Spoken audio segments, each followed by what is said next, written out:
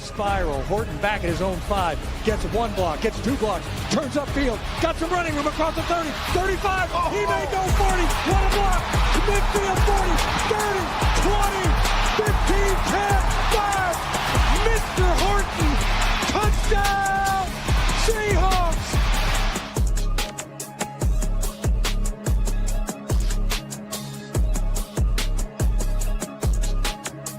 Pushes him at 35. Look at him go.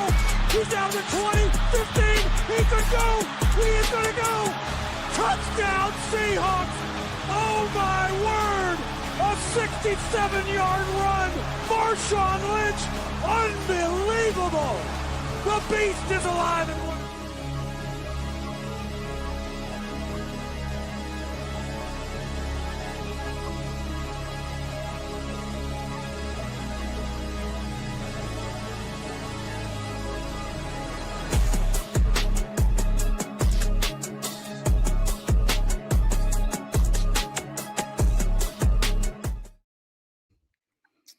Welcome in, everyone, to another episode of the Hawks Eye Podcast, live edition.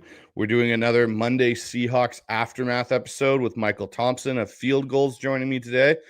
So, Mike, we're through the first quarter of this season, and obviously, there's been some news that's come up recently as of, the last 24, 48 hours that I think's got Seahawks fans stirring a little bit.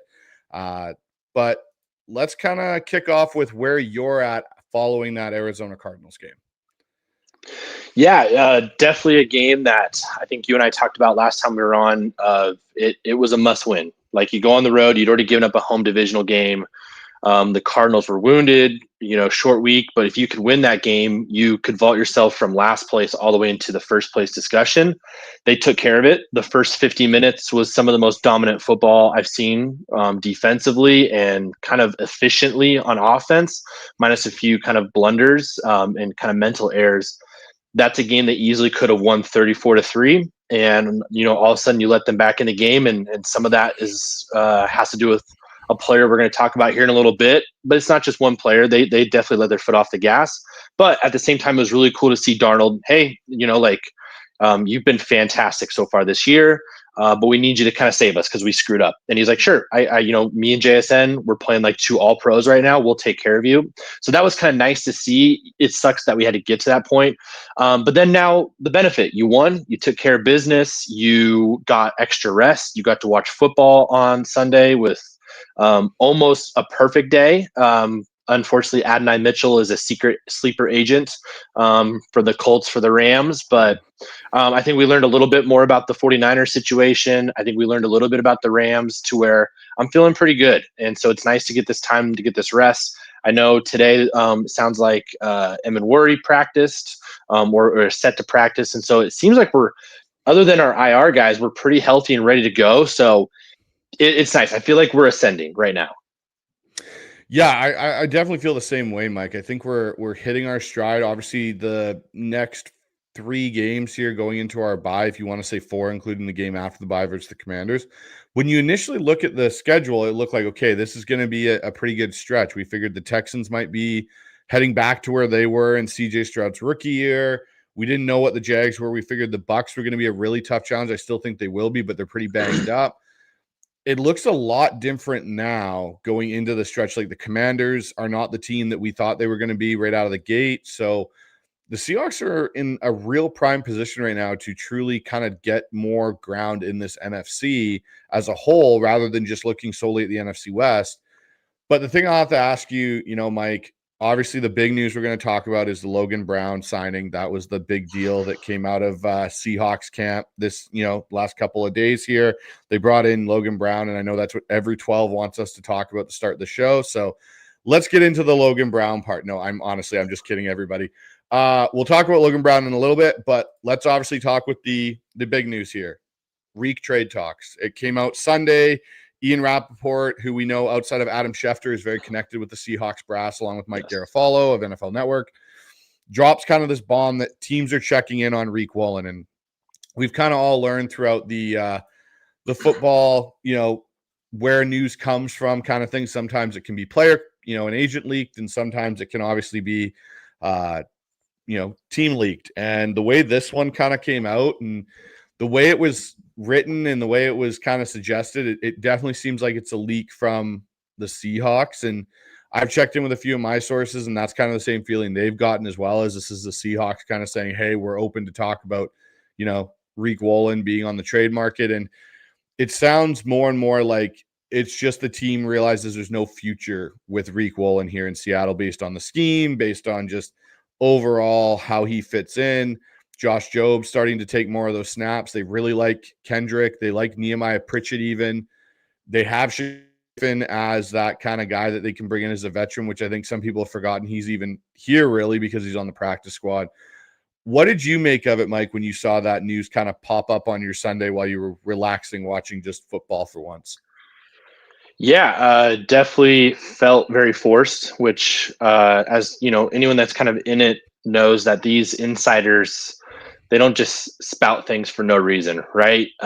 They're definitely being fed something, and it's a two-way street with that business and stuff. And I think my take on it is, I would say, yeah, I think that was definitely something that was pushed by the Seahawks. I think the feeling is mutual, though. I think you talk about going into this season. I think I even wrote about it with training camp observations, is like, hey, who's in line for an extension? It ended up being Abraham Lucas. Like, I think I even wrote about Riq possibly being that kind of guy, but he was such a difficult guy to assess his value because talent-wise and statistically, you can actually make a case he's like a $20+ million corner. Like, he's a number one high-level corner that is going to cost a pretty penny.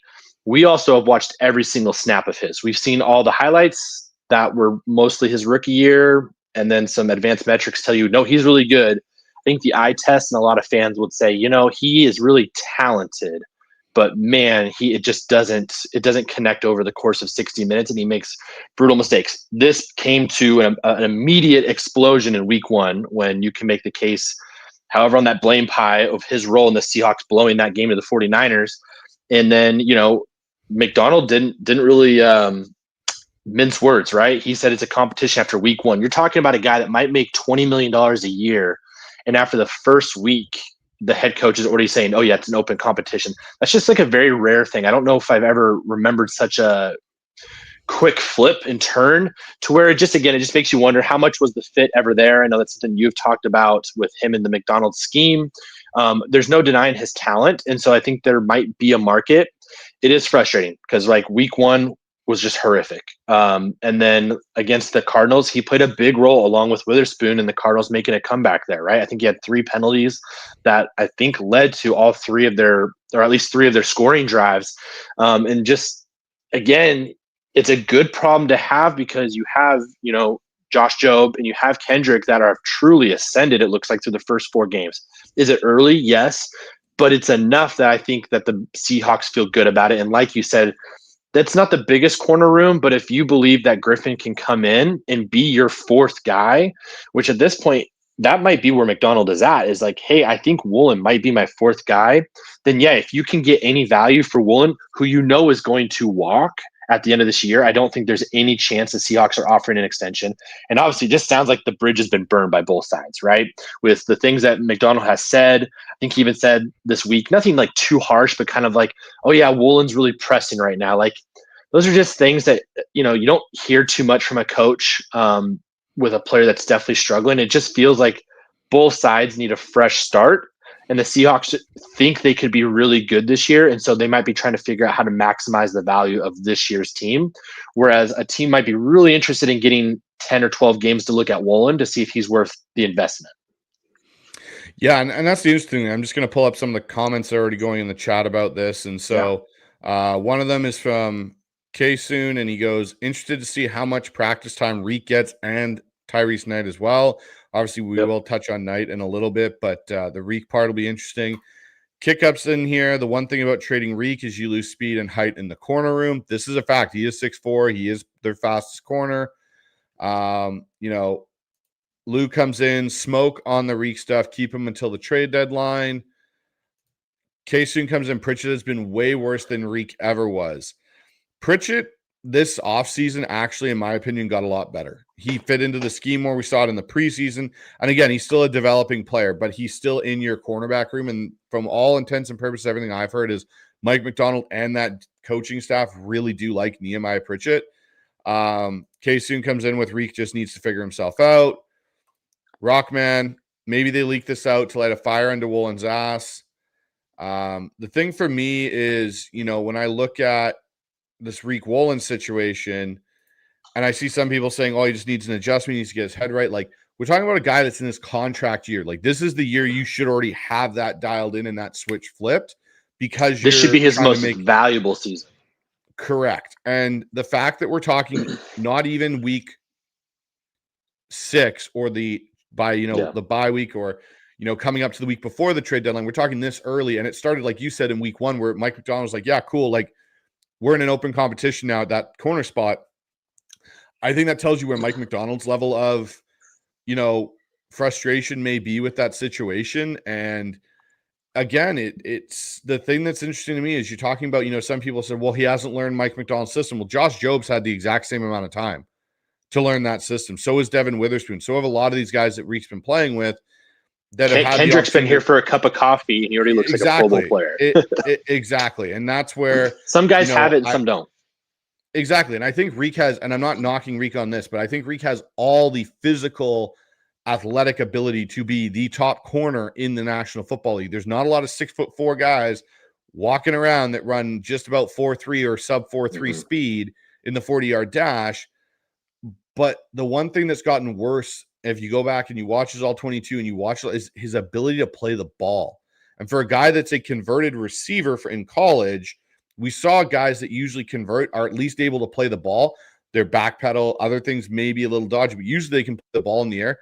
Riq has massively gotten worse at that in the last few years. He's great in man coverage where he can undercut routes. We've seen that. Detroit, multiple different times we've seen him do that. But I think it's a point now where this staff is going like, how much more do we keep going? And the other part I'll bring up is if they do keep him around, like, again, I think if you're going to have trade talks, it depends what that looks like. One person in this chat, I'm going to bring it up right now, Ryan Young, comes in. Do the Ravens give up a second for him since they're in panic mode? There's no way I think the Ravens are going to call on Riq Woolen if Mike McDonald's getting rid of Riq Woolen, because John Harbaugh is going to take 100% Mike McDonald's way of dealing with this and everything. And I think you can cross the Chargers and Ravens right off that bucket list, because there's no way, if Mike's not going to get it to work, that John Harbaugh is going to turn and be like, yeah, I'll take something that Mike McDonald didn't want to have in his defense and throw it into mine, and we're in panic mode over here. Like, I just don't see that as a viable option. But I think teams like the Raiders, I think the Bengals maybe are a team that could potentially be an option. I think, as much as it's scary to say, I think the Eagles may call, because I know they need some DB help over there. It's going to be really interesting. But the thing for me with it is I also wonder if Seattle goes, what is he going to be like in the locker room if we don't trade him and his playing time decreases? And is he going to still be a good teammate that's going to say all the right things and act the right way and take it like a champ and go and get his money in the free agency? And if it's talking about draft picks, Mike, like, if he walks in free agency, I'm pretty sure they're either going to get a 3rd or 4th round comp pick for him. So I'm not trading Riq Woolen for a 6th or 7th round pick. Like, that's not happening. It would have to be, hey, we're going to get a 6th and a 7th and something of a starting caliber player potentially back, because that's what you're trading away. Yeah, I think so. Really quick, would you trade him or would you keep him? Again, I think if it's come to this point that they, on their mini bye week, they are leaking this. Yeah, I think the writing's already on the wall. I think they've already probably made a decision internally. It's just, when's the offer going to come that they're going to accept? I would probably trade Riq Woolen and move in the direction you want. And they can bring it, like you've seen, they brought in 2 corners already in the system, and Josh Jobe and Kendrick, that have both flourished in this system. And when we signed Kendrick, there were a lot of people going, why did we sign this guy? Like, the Rams, he was horrible. Look at it. Dude's, like, to your points, come in and played like an all-pro in the couple starts that he's had at nickel, and they moved him to nickel. Right. They didn't leave him outside. So the thing would be is, okay, where are you going to get another corner to come in and fill in this spot? Is there someone that they're already eyeing? Maybe, who knows? But I think Riq Woolen at this point. And again, but to preface that, I'm not trading Riq Woolen for a 6th or 7th round pick. We're starting that pick conversation at a 3rd or a 4th round pick. Yeah, I think you're gonna I'm in the same boat. I think it's time. Obviously, this message comes out. There has to be something going on back behind the scenes where it's starting to become an unhealthy relationship. Again, I haven't heard anything. That's just kind of my read on it. That it's just very rare that you have the Seahawks have that type of a message get put out, right? And so to see that makes me think, okay, like they must really want to make a move here. And again, this is in a way you can look at it positively, as they really believe in Job and Kendrick, and Spoon and Imawari are coming back, and they just feel good about their secondary overall, right?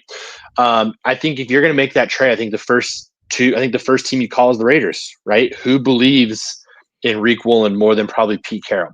Who's feeling a little bit of heat more than anybody right now than Pete Carroll and the Raiders? So maybe it's one of those things where they feel like, yeah, we think we can not only just acquire him, but we also think we can get him to sign here. And I think if he doesn't get traded, or even if he does get traded, I think it's very high likelihood next year he ends up on the Las Vegas Raiders. That's a place where he felt comfortable. It's a place where he was, or under Pete is where he was most successful. It makes a lot of sense. The question is, can you get the classic Pete slight overpay? And can you get that 3rd round pick? If I can get a 3rd round pick right now, especially from the Raiders, like I think you do that deal. I don't think you're getting anything higher than that. You're not going to get a 2nd round pick, right? Like that's just not the way I think he is valued. Doesn't mean he's not going to get paid in free agency, but that's where I'd look. The other 2 teams I'd look at, Carolina Panthers, Dan Morgan, John Schneider, they have a relationship. The Panthers defense has been horrific. Maybe they're interested in some type of talent acquisition. Again, I think that is another, I'm only looking after picks from the Panthers. If I'm looking for a trade, I know I've seen this a few times on Twitter. I think at first I kind of brushed it off. And I think the Dolphins winning tonight maybe puts a little pause, albeit though Tyreek Hill's horrific injury tonight, that might change their plans. But I do kind of look at that, man, what does a Riq Woolen to Miami for Jordan Brooks? Is that a package that makes sense in any way, shape, or form? Is there extra picks going from either side? I don't know. But it is that situation where if Miami ends up being, yeah, they won tonight, but let's say they lose their next 2 and they're 1-5. Well, now you're in sell mode potentially, and you're trying to, sell off some pieces. Does Jordan Brooks fit them having to draft a quarterback, or what that rebuild might look like in Miami with a new coach? Normally they don't. Linebackers normally don't transfer with a new coach at the same spot. And so I just kind of look at that. It's like, man, if you could pair Ernest Jones with Jordan Brooks, like, man, does that defense make an even bigger leap? Because there is some, uncertainty with Drake Thomas and Tyrese Knight right now. So a little wordy, but winded. But I feel like those are the 3 spots that I'd look at. And if you don't get a good offer and you don't get at least a 4th, then yeah, maybe you just put up with maybe Riq being pouty if that is what's going on. Yeah, I don't know if I haven't heard anything. I'm just throwing that out as a situation. It's like, does he become a cancer if he doesn't, play time decreases? And that's to Brian's point here. When I think I started here, he goes, who says he's a locker room issue? No one's saying he's a locker room issue, Brian. It's just some players, when their playtime gets demoted and everything, especially in a contract year, you can start to see that issue arise sometimes in the locker room. So hopefully it never comes to that point. But I don't know if I can jump on the Jordan Brooks bandwagon there with you, Mike. I think if they had wanted him in Mike McDonald's scheme, they would have made the effort. Didn't they try to sign him? They claim they tried to sign him, but Leo took precedent. And if he was really a key piece, and we're talking about a guy that loves linebackers, I think Mike McDonald would have told John, figure a way to split your time between the 2 guys and get both done. So his contract's not crazy though. No, but I just don't know if he fits. And I don't know if they're going to make a trade to bring back a player that they didn't even, after 1 year try and sign. So, but David brings in a good one. He goes, the Chiefs did well trading, Snead to Tennessee when they did. They got a 3rd round for him. His contract's looking really bad with the Titans. Yeah, it's going to be. Titans are just dumb, though. Yeah. Ryan brings up Bradley Chubb is the only one I want on the Dolphins. It's going to be expensive, man. Brian comes back with, if you could get Waddle. expensive. And now do they trade him with Tyreek's season being over? Exactly. He's got like a $35 million cap hit the next 2 years, I believe. What I'll say, I'm just curious if Seattle wants to do that. Yeah, what I'll say to finish this conversation is I feel like Sunday will be very telling on how many snaps Riq Woolen plays. Who do they activate? Do they activate Shaquille Griffin? Do we see something like that transpire? Do we see a lot more, even with Nick Eamon-Warry back? Do we see Kendrick play more? Because this past game against the Cardinals, we didn't see Kendrick because Witherspoon was back in the nickel and they gave Riq a lot of those snaps on the outside and Josh Jobe. Do we see that switch now where it's, Witherspoon staying out there and it's Kendrick and Eamon-Warry rotating in the nickel spot in certain sub packages, and it's Jobe and Witherspoon out as the two outside corners? If we see a massive decrease in Riq Woolen's play, then we might know fairly quickly that there's something on the table that the Seahawks are thinking about, or that he really truly is in the doghouse and, they've got to figure out what they're going to do next with him. So it'll be interesting to see, kind of what the Seahawks go with going forward. But let's move on here a little bit, Mike, and let's get your whole first quarter report card on the Seahawks. So, if you look at the stats and everything like that, that we've you and me have talked about with so many other people, like, where do you give the Seahawks offense right now? Let's start with the offense. Where on a report card, if you're a teacher, what are you grading the Seahawks out as offensively? Gosh, I'm a softie as a teacher. I'm going to go a B+. And I think the reason why is, and I think this is something you and I have talked about for months, is I thought the first 2 weeks or even more could have been really bad for the offense. And the reason why is because you had a new quarterback, half of your offensive line, or two-fifths of your offensive line was new. Bringing in Arroyo, Cup, like what does JSN do as an outside threat? Like what do you have with Torrey Horton? There was so many unknowns of how Kubiak was going to piece that all together. And you were playing the Niners and the Steelers, which on paper felt like really good defenses. And I think, like we said, halfway through that Steelers game, something clicked and they figured it out, right? And since then, minus a few like mental errors or critical mistakes, we have not really been stopped. Right? Like, you talk about the interceptions against the Steelers. Other than that, Sam Darnold's been unbelievable. Like, I think that's even what Mike McDonald said on the Brock and Salk show. Like, he's unbelievable. Like, you want to talk about the way, not trying to shit on Riq anymore, but like the way McDonald talks about Riq, like it is literally the exact opposite the way he talks about Sam Darnold. He talks about him like it's like, oh yeah, we just stumbled on a franchise quarterback. And so I think part of that is like that shoots it all the way up. They could be an F and he shoots that all the way up because it really does feel like it. I even posted it on Twitter during the game on Thursday night.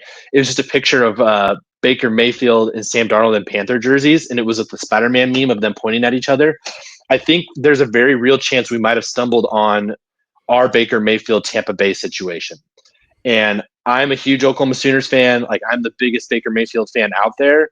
I think there's a chance that the ceiling with Darnold and this Seahawks team and this front office and this coaching staff, like, I'm not saying the Buccaneers have maxed out. They have not. I think there's a real shot if they get healthy, they're a Super Bowl contender this year. I think Seattle might have elevated even quicker than the Bucs have or will because of what we have with Darnold.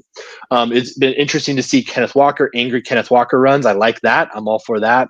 I think you're going to have the growing pains with this offensive line. That's probably a big reason why it's not an A for me, is because they're just still learning. There's going to be a lot of mistakes. There's some things that they need to correct. And then again, at the same time, like, I haven't been that impressed with Cooper Kupp, but I also don't think we've asked him to be, a star yet, which is probably good. And then we stumbled. I think we have two guys right now that I'm not saying they're blue chip, but they're playing like a blue chip right now with JSN and Sam Darnold. And that's really exciting to see. And I think Gray Zabel has looked amazing so far on offense. And again, we're talking about an Abraham Lucas getting bull rushed by a guy that's not playing for the rest of the year into Darnold's hand, away from being 4-0. And not just you and I, but I think pretty much the entire national media might be like, oh, they're Super Bowl contenders right away. And we're already hearing a little bit of that, right? Colin Cowherd mentioned that this week. I'm definitely not there yet. I definitely think this is a team that can win the NFC West and host playoff games, which that's super exciting. I don't think I felt that for a couple of years. So I think the ceiling is a whole grade higher than I thought. I thought this team would be at a B to B plus the whole year was kind of their ceiling. I think we're at a B plus right now, and I think like a top 5, top 8 offense, I didn't feel like felt realistic, and I feel like no, like that's what they're doing right now. It's 4 games, but that's what they're doing, and they might be able to. This might be sustainable, which is exciting. Yeah, I'm going to give them a B minus, and the reason I give them a B minus is that first game. The thing that bothered me the most about that first game is we saw in the preseason all this under center, all this shotgun, all these things, and Kubiak came out and did the complete opposite. We were almost 70% or 65% shotgun in that game, and that's where I'm still like, I get he's kind of got his groove now a little bit, but we still see issues with this run game where it's hit and miss. We've now seen Sam take us down the field against a divisional opponent, but if you look at our schedule, who have we really played? The 49ers, who are now basically, if we were to play the 49ers now, I don't think the game's close. And I know Grant Cohen said the same thing on his own show, that he doesn't think it would be close even if we played each other now. We played a Steelers team that's up and down and basically blew them out in the second half of that game and took control of that game. We kicked the Saints around the yard. And then the Cardinals game, like you said, we should have beat the Cardinals probably 31-6. And we shot ourselves in the foot. And that's where now a team like the Bucs, if you shoot yourselves in the foot like we did versus the Cardinals, Baker Mayfield is going to make you pay. 100%. And that's where I think this will be if I'm going to go from being a B minus to a B plus or even an A with the offense. Okay, how do we look playing the Bucs? Can Sundell and Bradford put a game together to deal with Vita Vea, who's going to be a problem? We saw the one video that's been out there that everyone's, lambasting Bradford for, and I get that. And he hasn't been pretty, but I don't think he's been as bad as he's been in the past. He's had moments for sure. And last week he was dealing with that back injury, which is not going to be an easy thing to play with. But we both agree that right guard spot is still the biggest question mark on this team. Sundell, we got to see what can he do against a big guy like Vita Vea. Like that's going to be a test for him in his own right. So that's going to kind of determine where I go with the Seahawks offense. I like what they've done. I've liked the changes. The offense looks more competent than it did last year for sure. But, another point of this is, when we run play action, that's when most teams seem to get their sacks on us. We were talking about that off air. Mm-hmm. Teams have started to figure some stuff out. Is there tells that we're away that they know, hey, if they're in this formation and do this with these splits to the receivers, it's likely going to be a play action pass. Let's, immediately check into a blitz and bring the pressure on Sam. Kubiak's got to figure some of that stuff out, and I'm sure they're doing that this week and what they did over the weekend with the mini bye. But for me right now, if I'm giving her a first quarter report card grade for the Seahawks offense, I'm giving a B minus. Now let's flip onto the other side of the ball here. What is your defensive grade?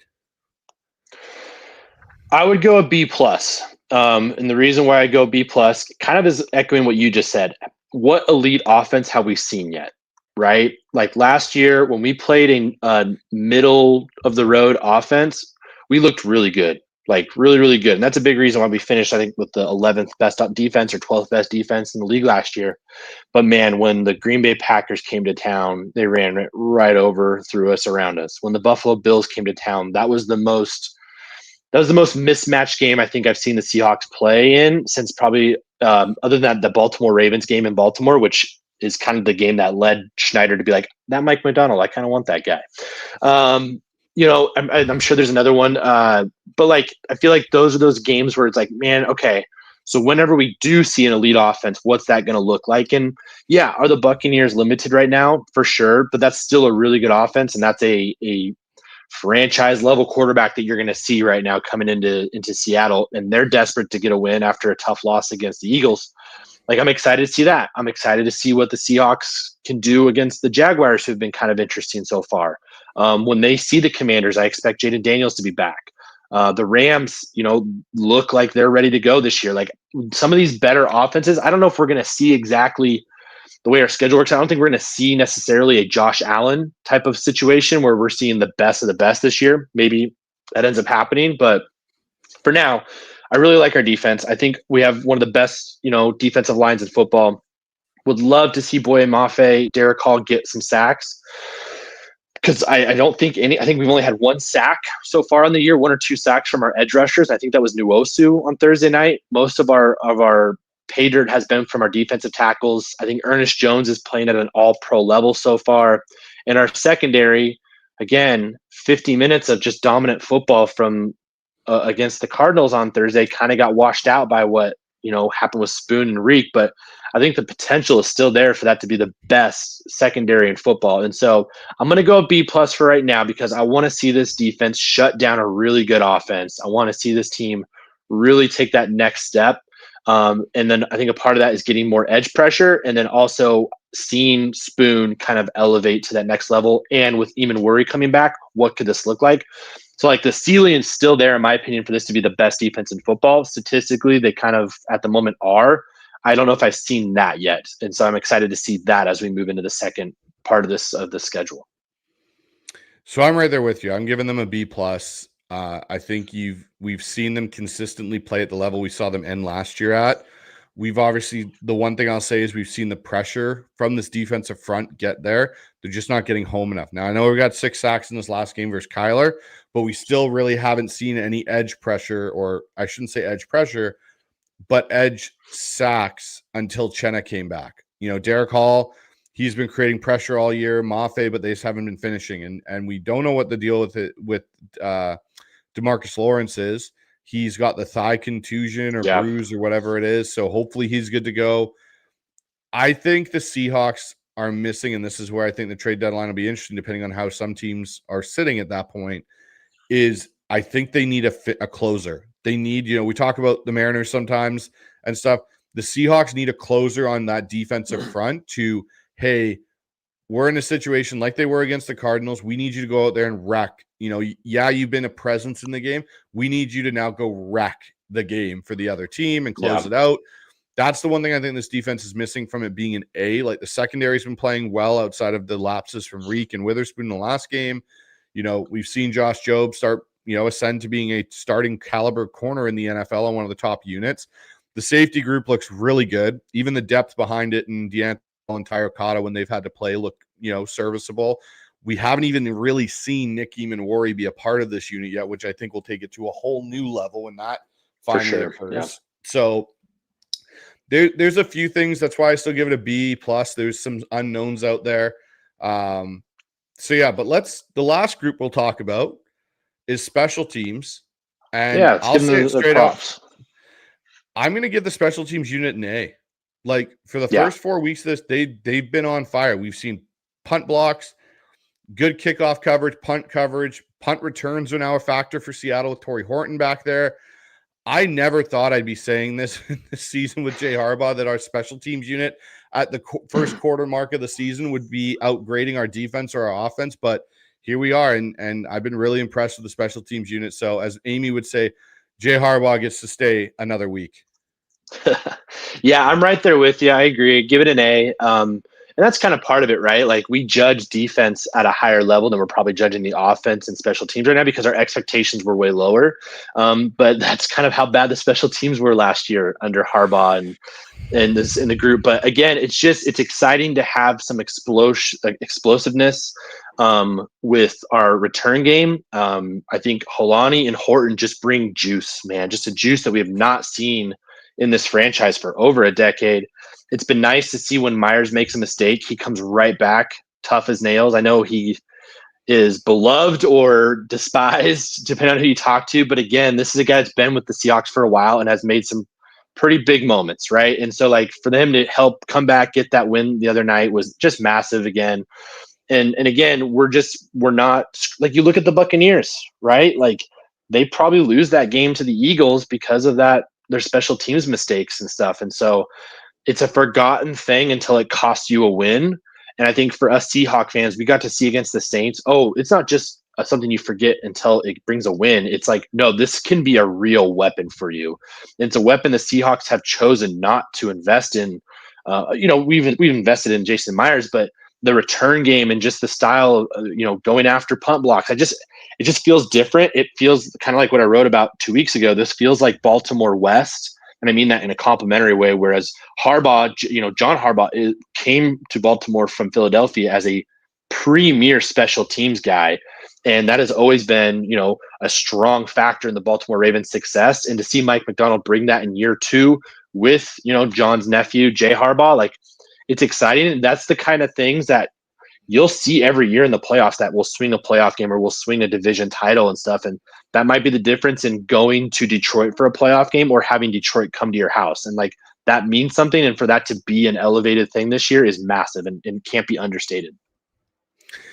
And the other returner that we didn't even talk about there in George Halani, and you talked about Torrey Horton, is Riq Young.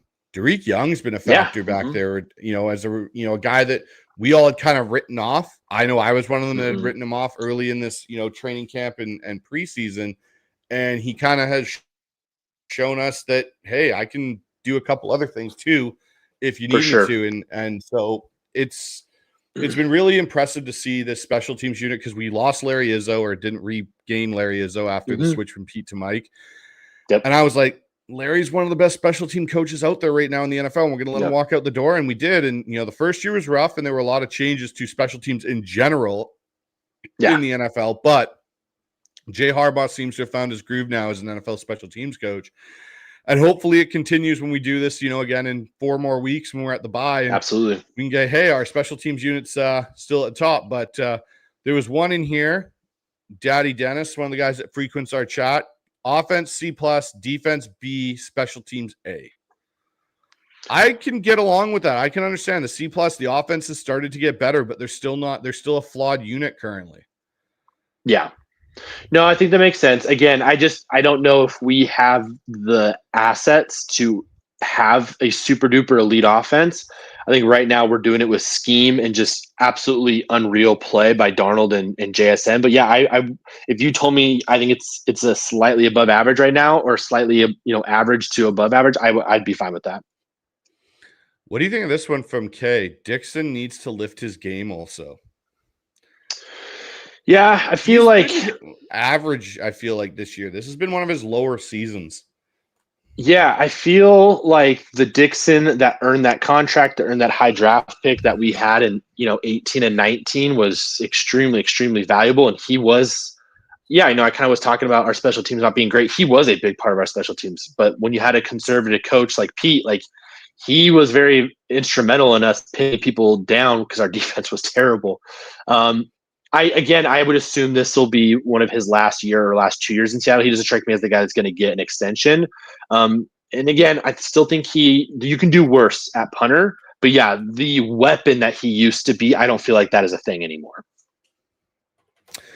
Yeah, he just, something's off. I just don't know what it is. And it's something that, when he used to do the weird like knuckleball punts and stuff, where you see it go left and it would bank right, like either he's being asked not to do that or he just doesn't have that in his repertoire anymore. I don't know. So it'll be interesting, but we're going to talk about this topic. And I think it's going to be a topic that might stir some interesting conversation in our chat, but we're 4 weeks into the season. Darn Geno debate. Is it over? Is the debate about the QB switch this offseason finally over? And I'll just give you some numbers right now off the top. So we're through 4 weeks. So it's still a quarter of the season. There's still 3/4 of the season to go. Sam's had 100 attempts. He's got 70 completions. He's about a 70% completion guy right now is what I think he is after this past week. 905 yards, 5 TDs, 2 interceptions. So you then flip to Geno, and we're talking about a guy that's got 127 attempts, 81 completions, 63.8% completion rate, 948 passing yards, 6 touchdowns, 7 interceptions. How do you feel, Mike? Like it's an interesting conversation based on these numbers. Was the QB switch justified? Did John Schneider know something that we all didn't when it came to Geno Smith?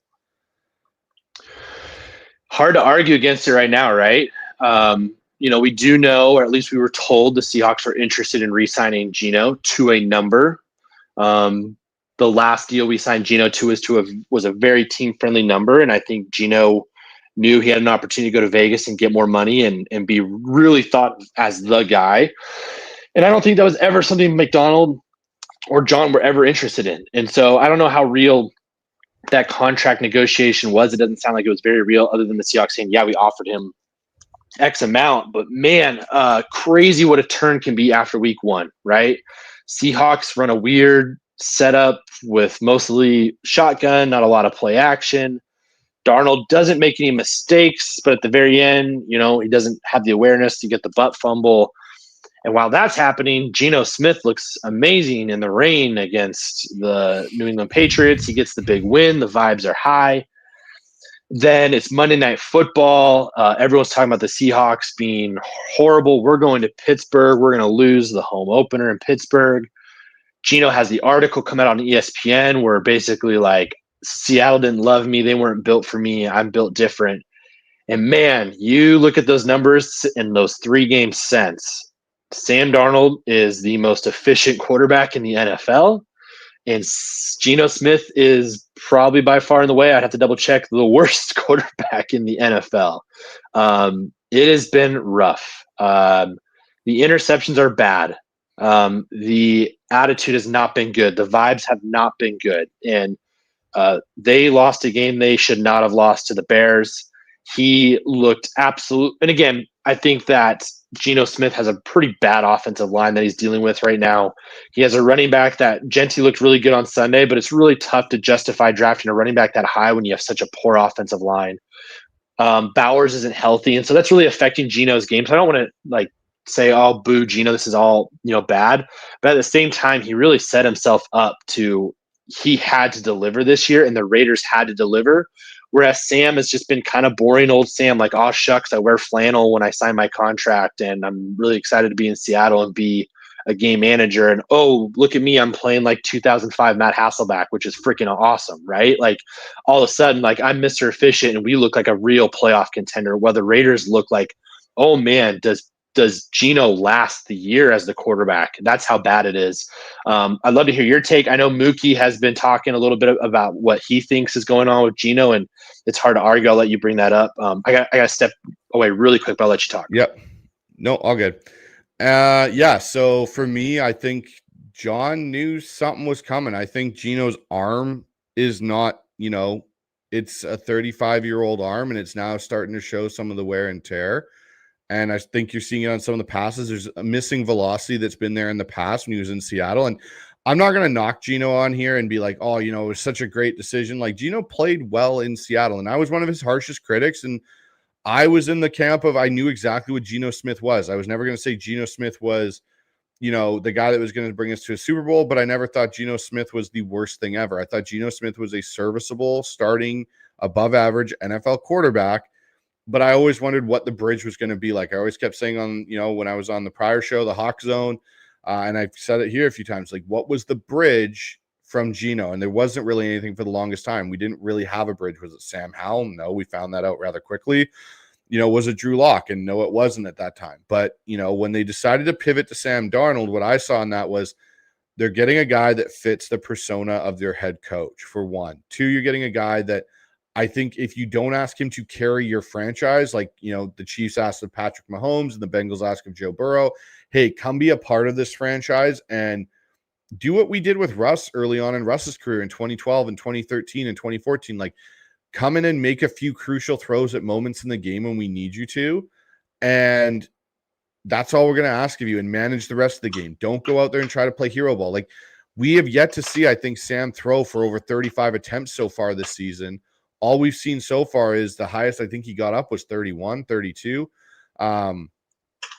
That's where I look at it. And I look at the numbers, and I think the numbers speak to it as well. Sam plays within the system. He doesn't try and take risky shots. And we've seen that even come down this year. Like on his 2 interceptions, yeah, one of them he was slightly behind Cooper Kupp on a read on Jalen Ramsey. Okay, you learn from that. You don't make that mistake. The other one, I chalked that up to a horrible play decision and call from Clint Kubiak to roll him left on a 1-yard 4th and 1 play with, hey, Robbie Utes, go out there and figure out who you're going to block between Camward Hayward and a bunch of those other guys. So outside of that, you've seen him thread the needle numerous times. And we talk about, Geno Smith's deep ball that he threw so well in Seattle. Well, man, Sam Darnold throws a very, very catchable and pretty deep ball. And we saw it and come out in that Arizona Cardinal game to JSN. So what I'll say, and I'll ask you this question, I'll ask you the same as well. Who has the better second half of this season, Darnold or Geno, and why? And Mike, same to you, man. Yeah, I think it's clearly just everything's loading up for Sam Darnold to really ascend. Like, this is a scheme that he and Kubiak are asking everyone else to, get caught up to him and Kubiak, right? Sam was with Kubiak during the Niners Super Bowl runner-up season as a backup to Purdy, had some experience playing in those last couple of games, I believe, or the last game.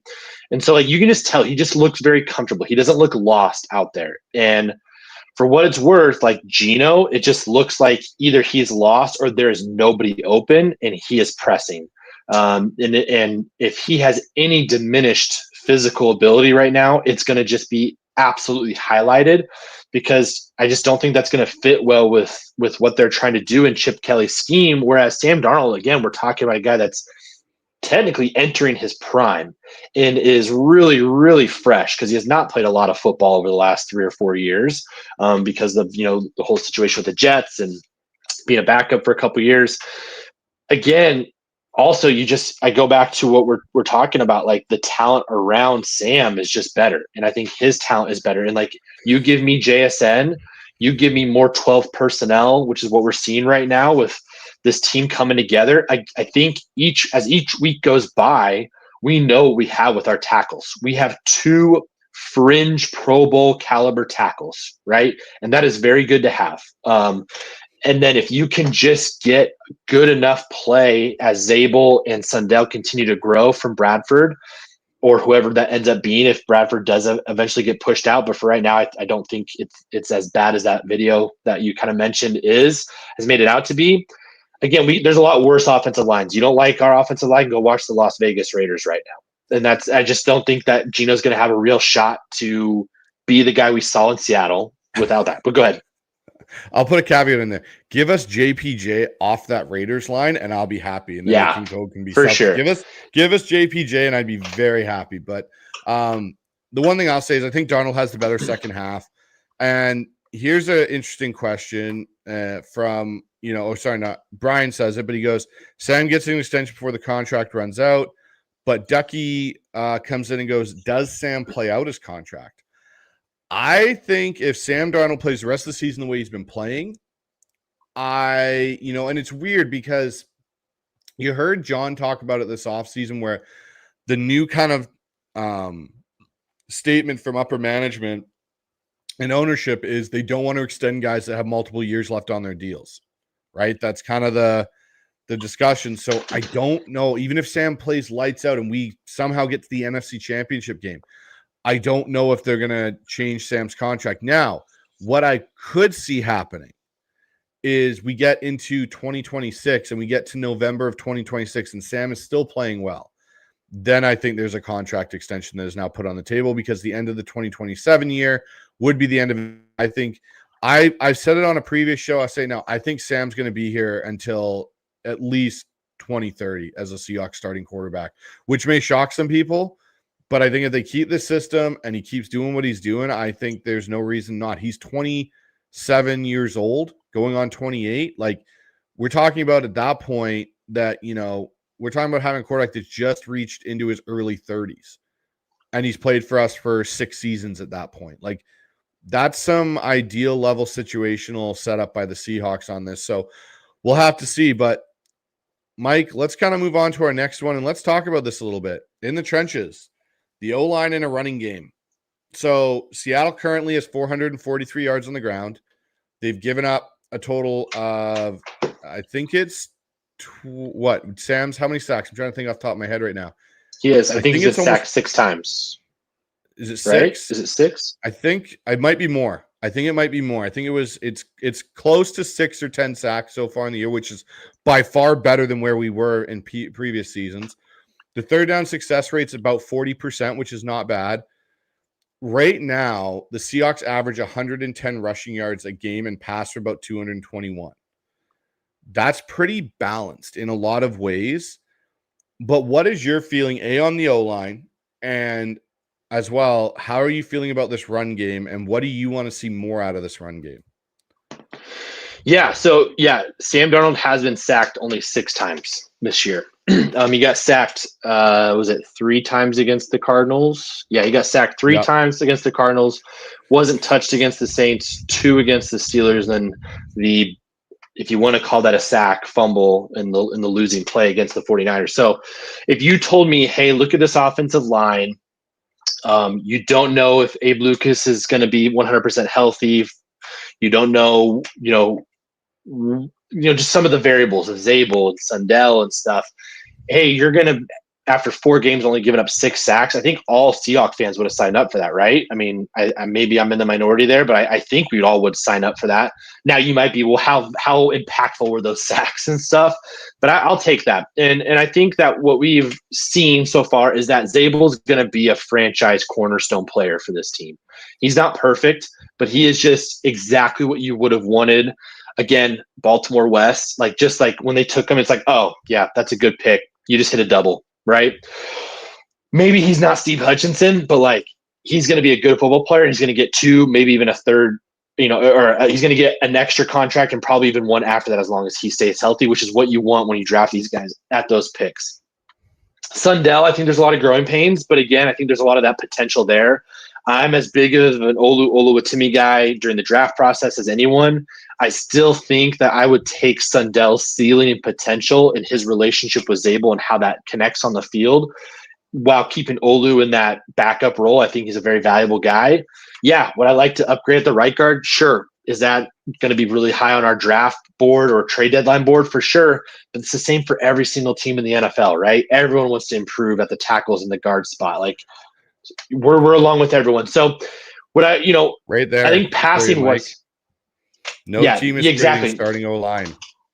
No, unless you're going to absolutely unbelievably overpay, which again, when's the last time you saw someone pay, multiple draft picks for an offensive lineman? You just don't see it. And right. And I think John Schneider's been pretty big on that. Whereas, he might be actually, I thought his take on Damian Lewis a couple years ago was really refreshing. Whereas that's how desperate teams are for middle of the road offensive line play. And I'm just not going to spend that money. And yeah, it sucked those 2 years without Damian Lewis or the year without Damian Lewis. But now, in my mind, you look at, I'd rather have Zabel on his contract than Damian Lewis. And I think Zabel's a better player than Damian Lewis. Running wise, I think it's just you're waiting for the dam to break, right? And there was a few times against the Cardinals it looked like we were close to really wearing them out. There's a few nice breakaways. And again, I think if Charbonnet, if Jason doesn't get called for that holding call, that drive would have felt really boom, there we go. There's the drive. Charbonnet finishes the job. K9 has a good run. We're up, what would it have been? 24-6. This ball game is over. It's, I'm Dan Lanning. It's over. It's a wrap, dunzo and stuff. And there would have been no crazy comeback. And so maybe that's something that we see. Again, the Buccaneers defensive tackle situation is really rough, minus Vita Vea, who was put on this earth to stop the run. As you know, as a Husky fan, he is absolutely legit Hall of Fame level player. That's going to be a great test. These are the types of matchups I want to see. How do we do against players like that in a game that this will decide home field advantage in the playoffs down the road? I really do believe that. I think that's how big of a game this is, if that is what our expectations are for the Seahawks this year. And so, again, this team will only go as far as we're able to run the football. And that goes even with the blue chip level of play we've seen from Darnold and JSN so far. That is it's so much to ask of them to carry for so long. You have to be able to run the football at a consistent rate. It got a little bit better against the Cardinals. It needs to keep getting better. So again, I think that there's a lot to work with, and we're going to have to live with the growing pains. But hopefully, as we head into our bye, we feel good and we're ready to go, because you want to be ready to go by January. Yeah, and so for me with the offensive line, I think it's a massive improvement from where it was last year and where it's been probably for the last 10 years. Decade. Even. I'd go back to probably 2013 was the last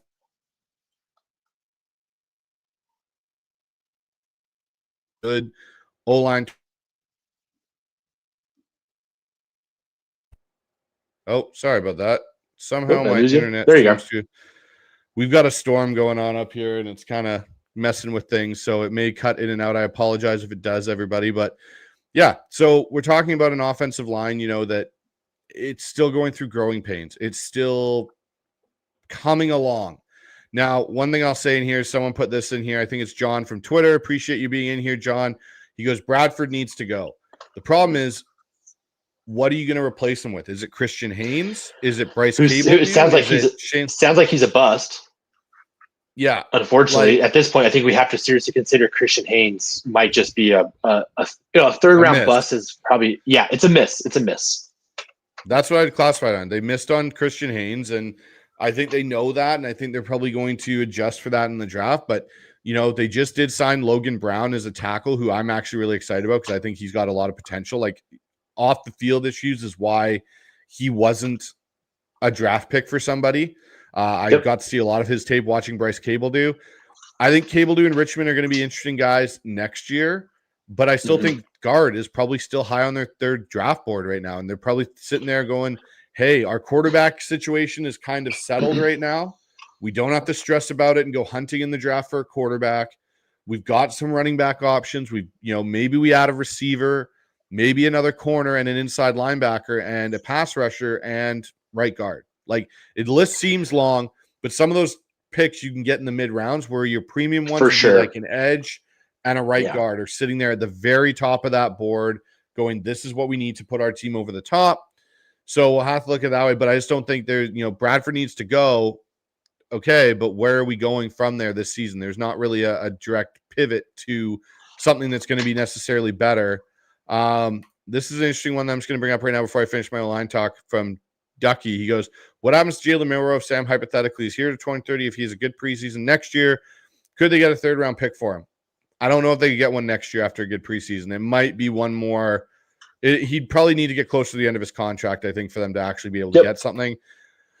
What I'll say that's been interesting, though, is the usage of personnel from Seattle after week one, and I think it's helped their O-line. So they've gone away from being as much 11 personnel they were the first week to now being, almost a split of, 30-30 on 12 and 11 personnel, and then 21 and 22 personnel. There's 16% of the time they're in those, 11% of the time for 22, 26 for 12, 31 for 11, and only 7% for 13. And then empty or any other one, they're like less than 3% of usage. So what I think that tells you is they definitely did a lot of self-scouting game. I think to your point, though, Mike, the dam is going to give away. They're rushing the ball at over 30 attempts a game. Eventually, it's going to crack. I think having Charbonnet back, fully healthy, will help that dam crack and get them going, because you started to see they've started to figure out more and more how to rotate Charbonnet and Ken Walker in recent weeks. It's starting to make a little bit more sense. I think they probably self-scouted that over this bye week, and I think it's going to go in the right direction. So my one question for the chat, would you trade Riq Woolen to pick up not a starting caliber lineman, but another guy you could potentially add to this rotation with Bradford? To see, if you're getting another depth piece, would you be trading for a depth guard and giving up Riq Woolen for that? Because you may potentially see something like that. I don't know if you get a starter, because like our point, no one's trading starting offensive linemen right now in the NFL, really, unless you're going to give away the farm. Gosh, man, that's a tough one, because again, I just don't see that player out there. Like, I don't know if you have someone in mind, but like, again, if hey, you want our disgruntled corner, for your, I don't know, I'm trying to think who's a disgruntled or who's an underperforming center, or not center, but like guard that they believe in. And also you're going to have to be looking at areas that run your scheme. So that's what Miami, San Francisco, Houston, those are some pretty rough offensive lines right now and stuff. So it's just tough to see that fit. But yeah, if you told me, sure, someone that's going to be 5% better than Bradford, I would do that for sure. Yeah, and that's the thing. You're kind of taking that chance. Ian Victor comes in here, one of our moderators of the chat. Always good to have you in here, Ian. He goes, do you trade Haynes in this process, Bryce? Maybe. Like, maybe Christian Haynes, like, that's the thing. You're probably getting a late round pick for Christian Haynes at this point, because he's a third round miss. He doesn't have a lot of NFL snaps. Teams are taking a projection on him. You'd have to see what you could get. But the one team to keep an eye on, I think, for O-linemen potentially, obviously my dream would be JPJ, but I don't think that's going to come to truth. But maybe the Cleveland Browns and maybe Wyatt Teller. I know Brian Nimhauser from Hawk Blogger talked about it as them being a potential team because they're kind of in a rebuild. Maybe you get that. But it'll be interesting. So let's take a look now, Mike, at the NFC West. And we'll just quickly go around. What did you make of the NFC West this weekend? What has it changed your opinion of where the Seahawks fit in the NFC West now after 4 weeks? Yeah, I think so. I think we looked like noticeably better than the Arizona Cardinals, and that score is probably going to make some people think, oh, it was closer and stuff. But like, again, anyone that watched the game, you saw that. That's the team that, in the Cardinals, they just historically fade as the season goes on. That's just kind of what they do. I think they've got a lot of internal things they got to figure out. How much longer is that offensive coordinator going to live? He seems like he's on borrowed time right now. Kyler Murray, again, seems real frustrated with what's going on over there. And the Marvin Harrison thing is so weird, to be honest. Like, he just kind of looks like a kid that had his toy taken away, and he's like told, like, do not cry. Like, every time they cut to him on the sidelines, he looks like he's about to cry. And it's just a far away, change from the guy that we watched at Ohio State that was like unbelievable. And then he has, a couple big plays, starts crying on the field, and then we immediately go down and win the game. Like, it just a lot of emotions and disappointment going on with them. And again, like you said, exactly, Kyler Murray, he's going to get busy. Yeah, he's going to get busy. Man, that's it. He's an Oklahoma Sooner, but you're not wrong. And then I think the 49ers, it's kind of what we thought we were going to see. Brock Purdy, it sounds like he's feeling pain in his toe again. So on Thursday night, I would not be surprised if it's a return of the Mac, right? I've seen Mac Jones again, which maybe that is a better fit right now for what they need, considering what Brock Purdy looks like right now, which does not look great.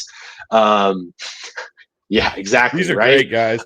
Chat, these are awesome right now. Keep them coming. Keep them coming. It's hard for me to talk when I keep seeing them and try not to laugh and stuff. But yeah, I think kind of what we talked about, seeing the 49ers week 1 was the worst possible time to see the 49ers. Seeing the 49ers week 18 is the best possible time, most likely, to see the 49ers, because they will be a body bag by that point if they continue this route. Like, it's just not sustainable what they're trying to do. Yes, they're 3-1. And the Rams lost that game if Adonai Mitchell doesn't do what he did, right? And that just freaking sucks the way that ended. Again, I think that the Rams being in LA and being decent, they kind of get propped up by the media and stuff. And so, for sure, Puka Nacua is the best receiver in football right now. I mean, him and JSN are just playing at a different level than a lot of people are. And so it's going to be interesting to see how we cover him when we do see them coming up here in LA pretty soon. And again, it just feels like we're starting to head toward a collision course between the Seahawks and the Rams. Just two really well-run teams, two really amazing super plus coaching staffs, and then just some quarterbacks right now that, despite what people have thought or their age or their health, they're kind of balling at the moment. And they're also being led by just an absolute superstar receivers. And the very similar teams, and then defenses that the Rams, definitely that secondary, I think that's something that we can attack. But that defensive line, if they get healthy, that's something I think is going to cause real problems for the Seahawks, and that's going to be an interesting battle. And so I feel like that's just kind of where we're heading. And maybe on Thursday night we get that clarity as the 49ers banged up come into LA. But again, I never want to doubt Shanahan because he figured out a way through smoke and mirrors to beat us in Seattle. But Thursday night will be really telling, because do the 49ers, were they propped up by a little bit of health in that early start in that schedule, and now it starts to fade as they face real teams? And do the Rams kind of make that claim of like, yeah, the 49ers are fool's gold. We're actually here. We're here. We think we're a Super Bowl contender. And everyone look at them, which is what I love. Everybody look at the Rams. Don't look at the Seahawks that right now are kind of sneakily looking like statistically one of the best teams in football. So don't tell anyone. Ducky comes in with, who are we cheering for on Thursday?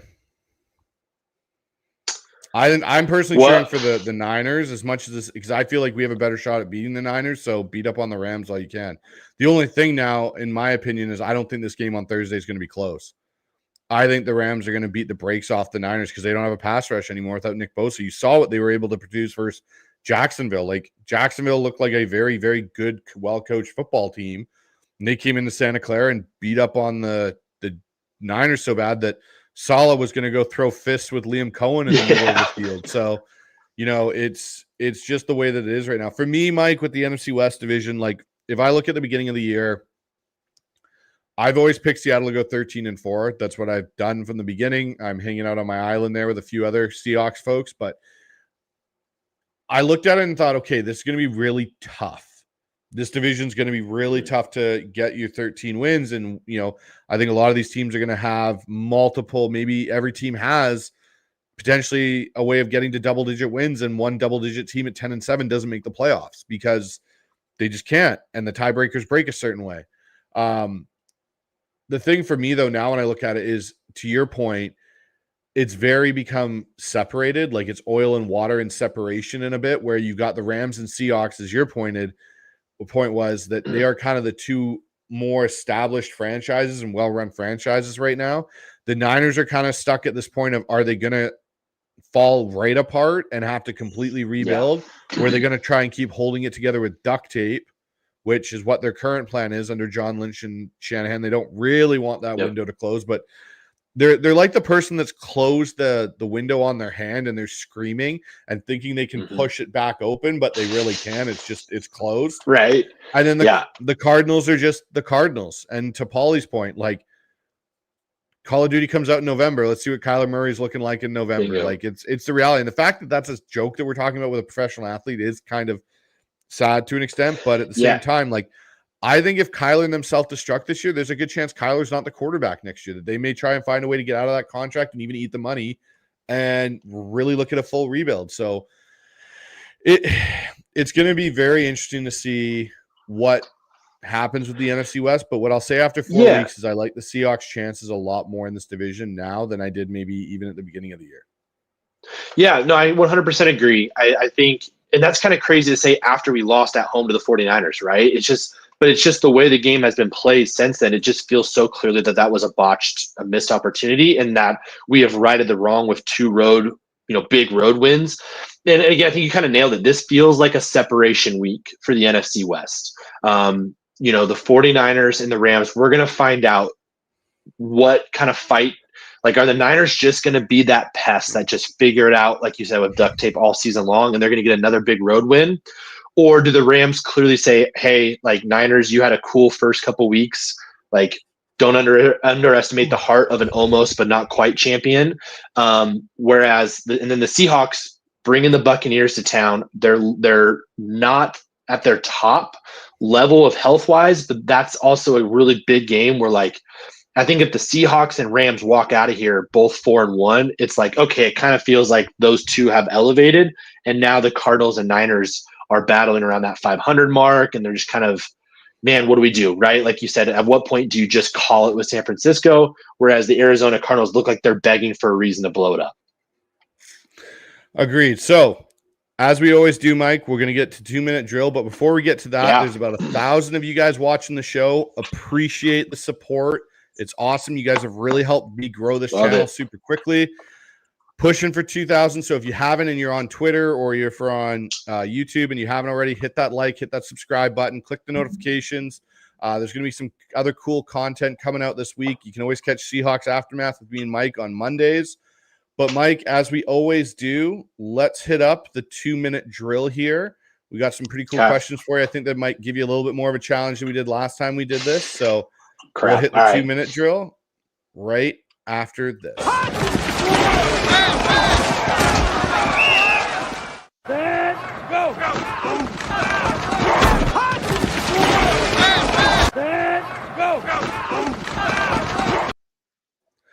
All right, first up in the 2-minute drill, Mike. Let's go with, where'd it go here? Where did all my questions go? Okay, extend Darnold now or wait, and why? You want to wait till after the season. It's the same thing the Buccaneers did with Baker Mayfield. They waited a full season. I want to see how he does for the course of the season. I also want to see how he does in a playoff atmosphere. I think there will be 3 or 4 games this year that will show whether he is truly a franchise quarterback or just playing super, super efficient right now. Do you trade Riq Woolen just for draft capital? Yes, if it's a 3rd-round pick. Okay. Is the O-line repair still the biggest priority for you going forward?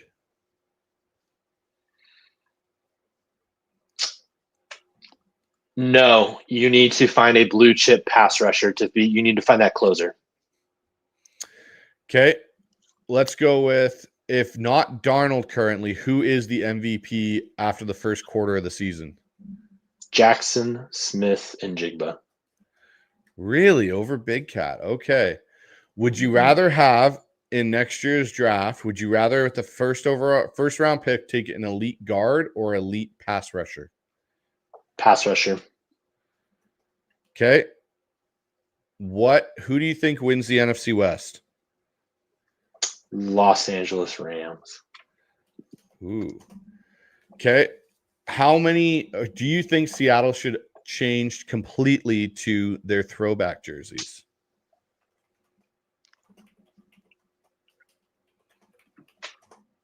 No, but it's close. It's so close. No.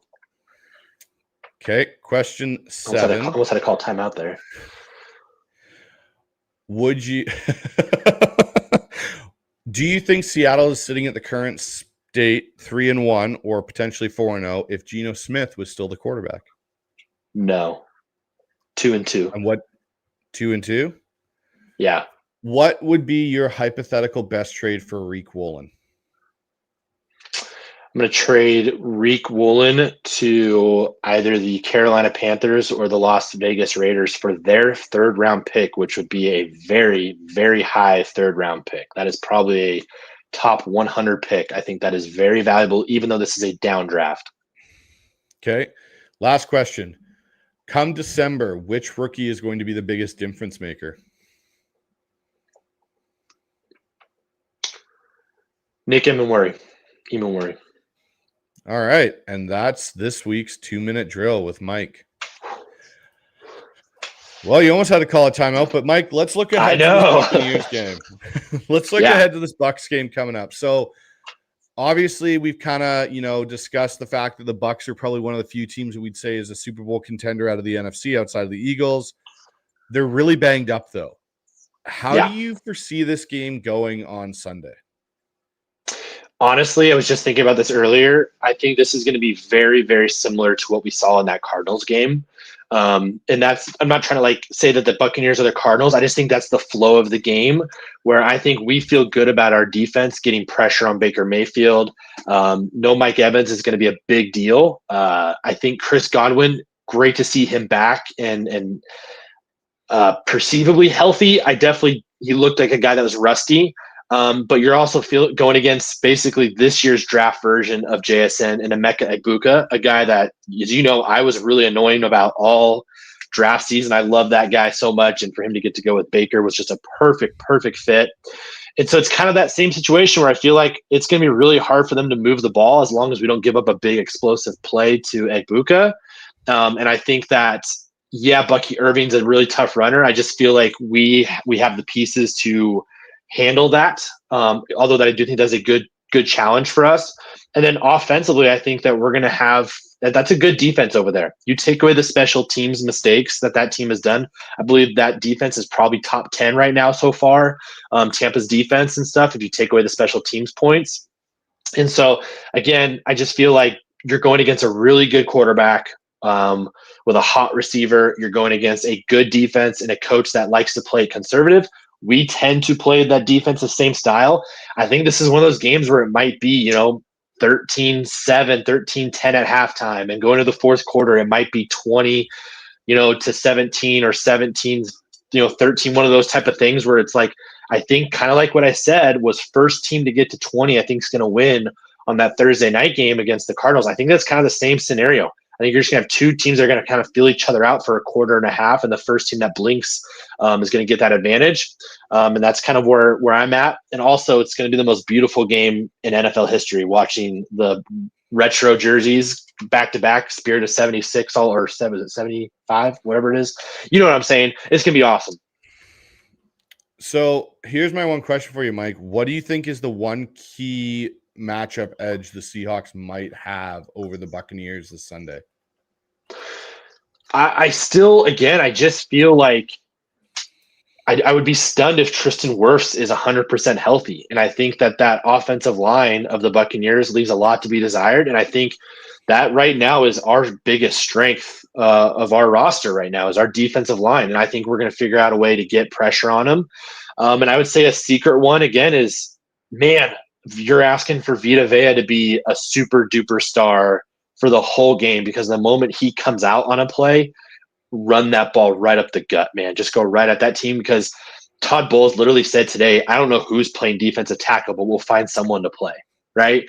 And so, again, this kind of just goes into where I think this might be a slow, grinded out kind of a win again, is just pound the rock inside. If you can, try and wear down Vita Vea, get those play actions after that, because I feel like it's going to be really hard for Tampa Bay to move the ball on us with that offensive line in the state that it currently is, which is definitely far from 100%. Yeah, when you look at Tampa Bay's injury report that's come out, Bucky Irving got listed as questionable, so that's an interesting one. Yep. We know Mike Evans is probably not playing in this game. Hanson Massive. Reddick, is potentially out. Benjamin Morris potentially out. Greg Gaines is dealing with an injury. Like, there's a lot of questionable guys on this, list for the Bucs, and our injury report's getting a little smaller there. Nicky Minwori practiced today from Mike McDonald's report. DeMarcus Lawrence is questionable, but it sounded like after even that game, he potentially was good to go. It's going to be interesting to see kind of how healthy Seattle can get after this mini bye coming forward into the game. But for me, I think, when I look at the key matchup in this, I think it's the tight ends again. I think you got to get Elijah Arroyo and AJ Barner involved. Like, they have a decent secondary, but make Antonio Winfield Jr. commit to covering one of them. And we saw in this game versus the Cardinals what happened when you started to get Elijah Arroyo and AJ Barner involved more in the passing game of this offense. It opened things up for JSN and Cooper Kupp and Torrey Horton. I think the one thing too is to your point, like, your key match in this game is when Vita Vea is not on the field, you run the ball down their throat and you make sure that you keep him in situations where he can't be as effective, whether that's running counter, start using some jet sweeps, get yourself to the edges of this defense. And, and even if that means running some, receiver hitch screens to JSN and Cooper Kupp, and we've seen that those actually are pretty successful in Clinton Kubiak's offense for what it is. Start doing that. Do not let Sam hang on to the ball. Like, you may not get the deep shots you want this game. This may be more of a pick your point kind of methodical, move the ball and pace yourself out through it. Like, I agree. I think, for me in this game, I think it's going to be 27-20 Seattle at the end of it. So, that's where I'll kind of go. I'll obviously be doing a preview show later this week with Mookie Alexander. We'll be doing that, but let's get into this, Mike. Let's talk to the 12s here that have been hanging out in this chat for a majority of the show here. So we got, Ian Victor comes in. He goes, it's either you got the dog in you or you don't. And in my point of view, and as a former player myself, he doesn't have it in him. And he's talking about Riq at this point. This is from earlier on the show. I kind of wonder that too at points with Riq, if he's just not that guy. And I think that's something that, is, always interesting to know about a player. Like, he's had some, I wouldn't say, maybe you can call them commitment issues with the issues he's had where he's gotten benched in the past. So it'll be interesting to see. Ryan Young in the chat goes, I think it's like a 50-50 chance he's traded by Sunday. JS knows putting that leak out there is limited time to get him moved with drama. Yeah, because now that that's out there, how does if you're going to trade him, it's tomorrow or Wednesday at the latest, right? If you're trading him this week, it's probably Wednesday. Yeah, agreed. What do we got here? Rockman comes in with, I want to see improvement in the power running game. Just blow guys off the line. I think you'll see one thing I expect is Seattle to use Eric Saubert a lot more this week in the maybe a little bit of an uptick in the 13 personnel and use him as that split pulling tight end on split zone inside. But the thing with the power run game this week is that's almost running into the monster that is Vita Vea, because that's usually inside the tackles. That's where he's going to live. You're needing to get to the edge and run the zone, because in zone, you can use Vita Vea's angles against him. When he tries to shoot something, just shove him that way and then give the cut back to K9. Because the one thing I'll say is the linebackers are okay on Tampa, but they're not a strength of this unit like they have been in the past. Yeah, the past. Well, and another thing is when the Seahawks started to run on the Cardinals, they were getting able to bounce things out to the outside. Yeah. But they had definitely worn down Calais Campbell. Calais Campbell in the first half was an absolute problem. And by the second half, they even cut to him one time and he looked absolutely gassed. And so maybe that's just one of the things where you just have to keep making Vita run. And by the end of that third quarter, going into the fourth quarter, like that's when you can start going at them and get some of those bounce outs. But it's going to be definitely hard to go into the mouth of that beast. Daddy Dennis in the chat. To me, it's over, but I like when people disagree. And this is the Geno Darnold conversation. So he already has proclaimed it's over. JSD, Darnold is better this year, but Geno is still better that in 2022 than Darnold is right now. That's interesting.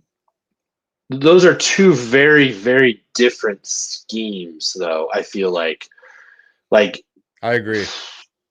I feel like you're 3 seconds in 2022. Like, this is such a high frequency, quick twitch passing game that I don't think we can kind of like Shane Waldron brought some of the Rams philosophy, but there was still a lot of deep shots, hang on to that ball and let it go out to DK or Tyler down the field.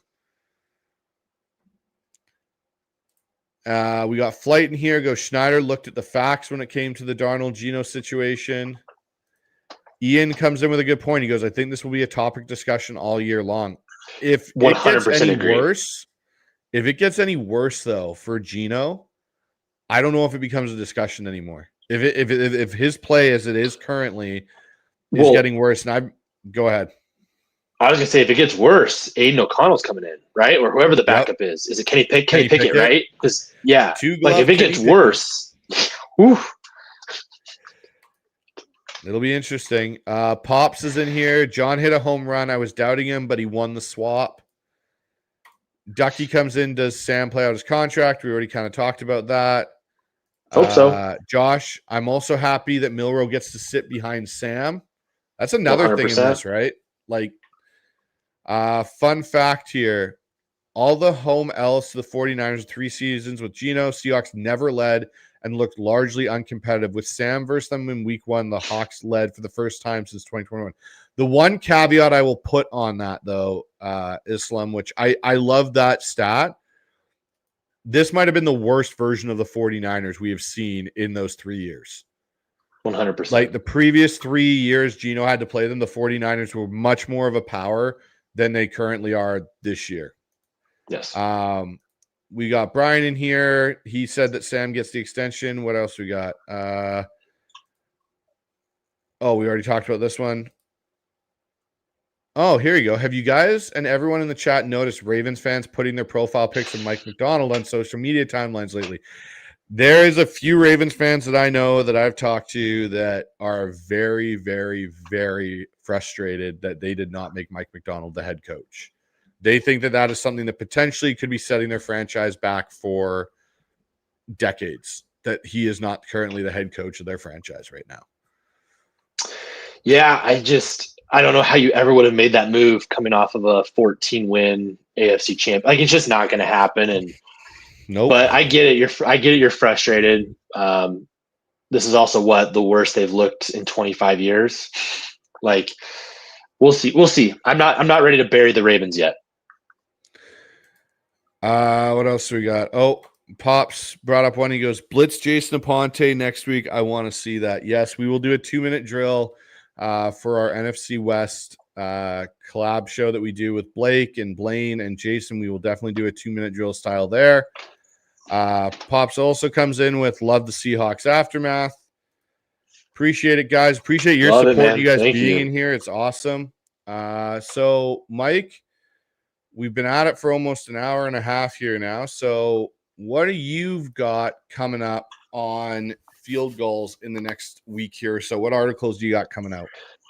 Yeah, I'm excited. I get to write about the Seattle Mariners. Haven't wrote about the Mariners since my Soto Mojo days, but talking a little bit about them and kind of how puts a little pressure on the Seahawks, I think in a good way, and just kind of a little bit of a celebration of the Mariners and kind of what we were seeing right now with the Seahawks and what's at stake. But should be a really fun it's been a fun week or so with just the Seahawks playing really well and the Mariners playing well. And now we're about to have playoff football or playoff baseball merging with Seahawks football, which I don't know if you saw that with Schefter.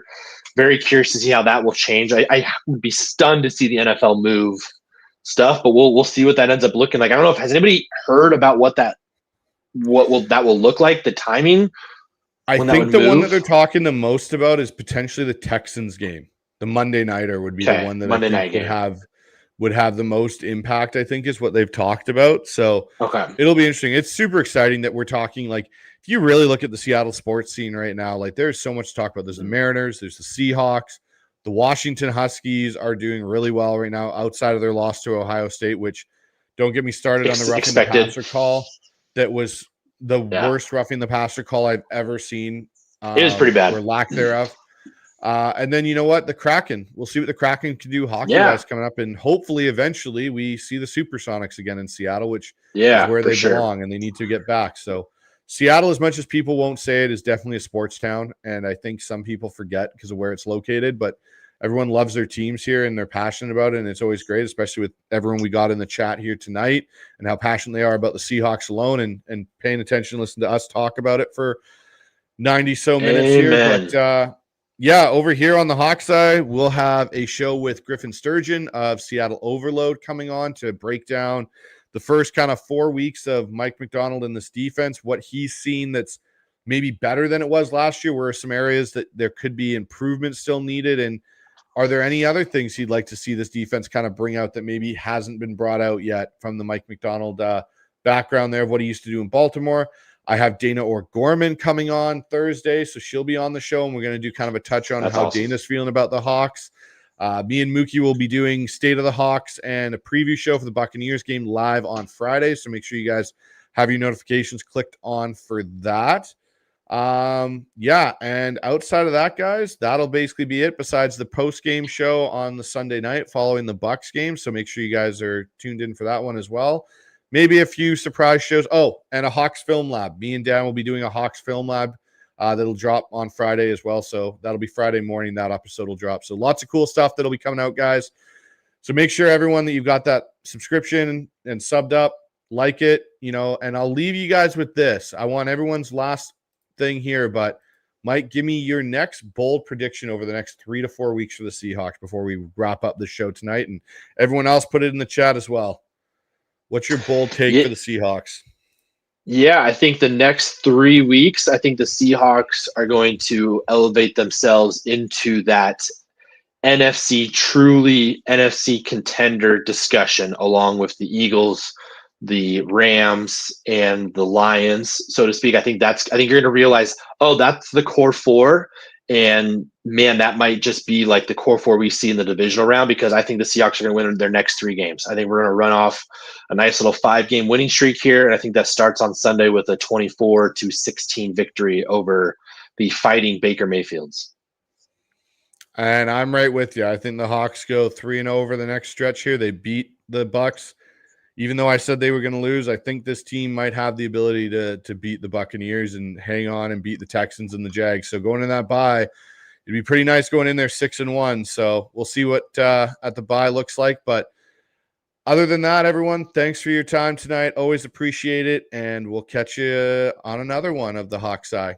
Good night, everybody. Go Hawks. Night. Go Hawks.